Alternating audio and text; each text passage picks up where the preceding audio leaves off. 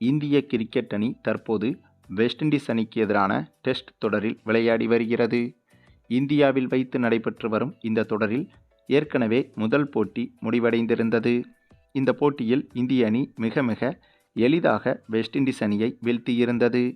5 நாட்கள் நடைபெற வேண்டிய இந்த போட்டியை வெறும் 3 நாட்களில் முடித்து இன்னிங்ஸ் வெற்றியையும் பெற்றிருந்தது இந்திய அணி. அதனைத் தொடர்ந்து இப்போது 2வது டெஸ்ட் போட்டியில் இந்திய அணி அதைவிட உலகமகா சாதனை ஒன்றை செய்திருக்கிறது. இதுவரை கிரிக்கெட் வரலாற்றில் இப்படி ஒரு சம்பவம் நடந்ததே கிடையாது, இனிமேல் நடக்கப் போவதும் கிடையாது என்று கூட சொல்லலாம். ஆமாங்க, நம்ம இந்திய அணி அப்படி என்ன செஞ்சுருக்காங்க அப்படிங்கிறத பார்க்குறதுக்கு முன்னாடி நம்ம இந்திய மகளிர் அணி நேற்றைய தினம் பாகிஸ்தான் மகளிர் அணியை உலகக்கோப்பை போட்டியில் அடித்து துவம்சம் செய்திருக்கிறது.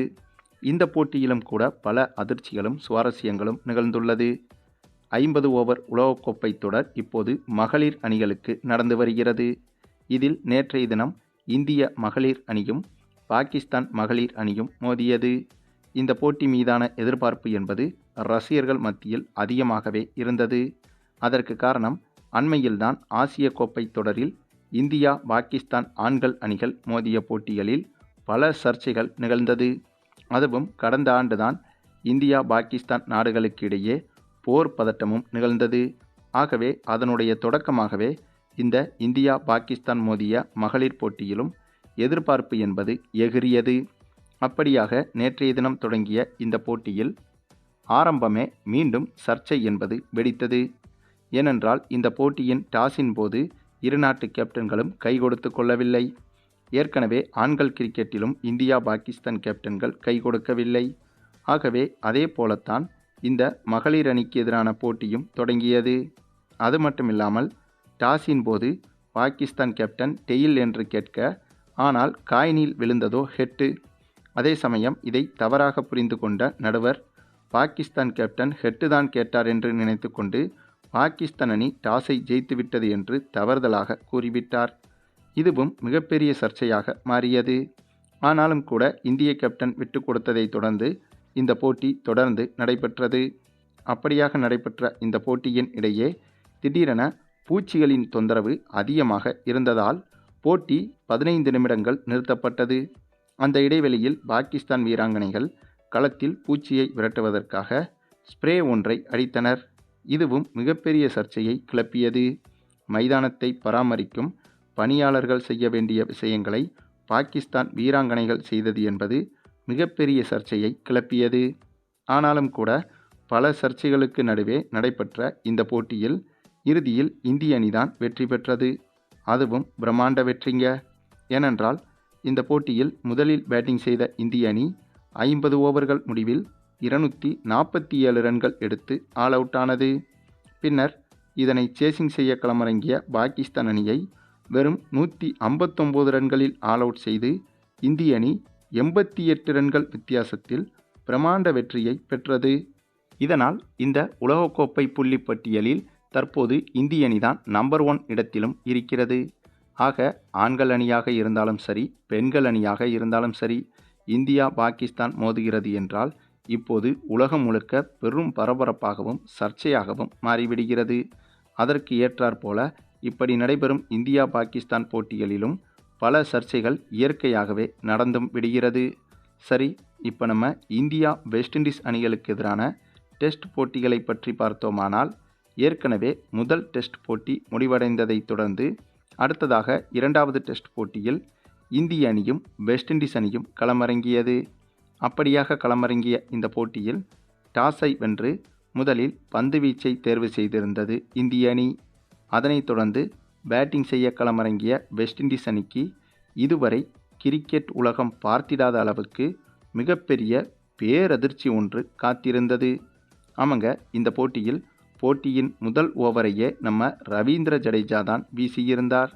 இதுவே வெஸ்ட் இண்டீஸ் பேட்ஸ்மேன்களுக்கு மிகப்பெரிய சர்ப்ரைஸாக இருந்தது.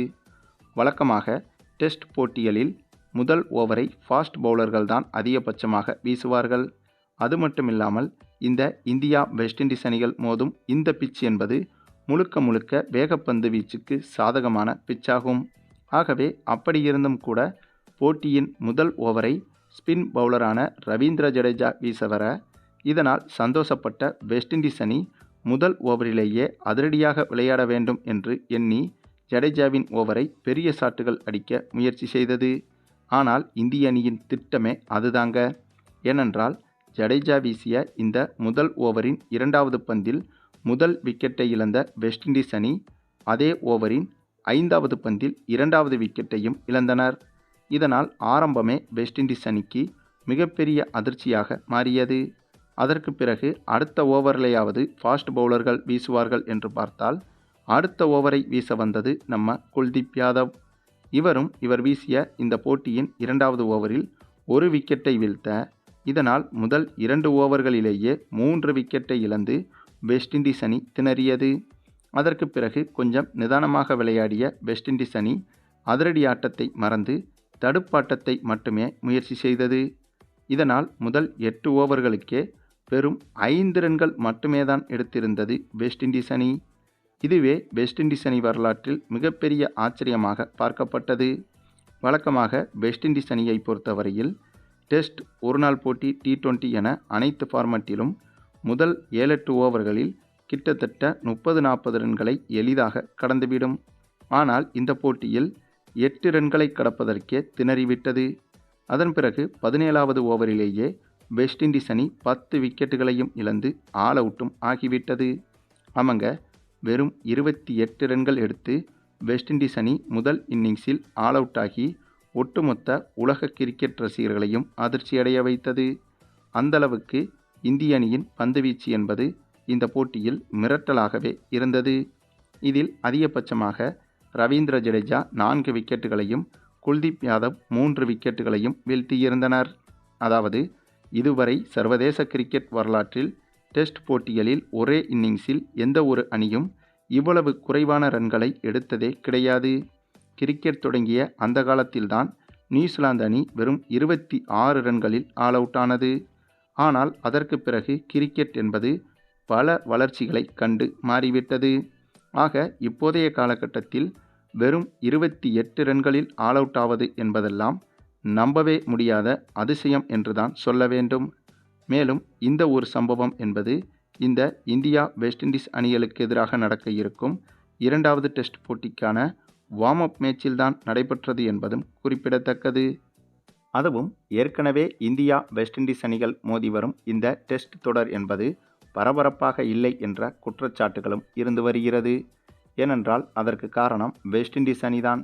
வெஸ்ட் இண்டீஸ் அணியை பொறுத்தவரையில் எந்த ஒரு முயற்சியும் வெற்றி பெறுவதற்கு முயற்சியே இல்லாமல் விளையாடி வருகின்றனர்.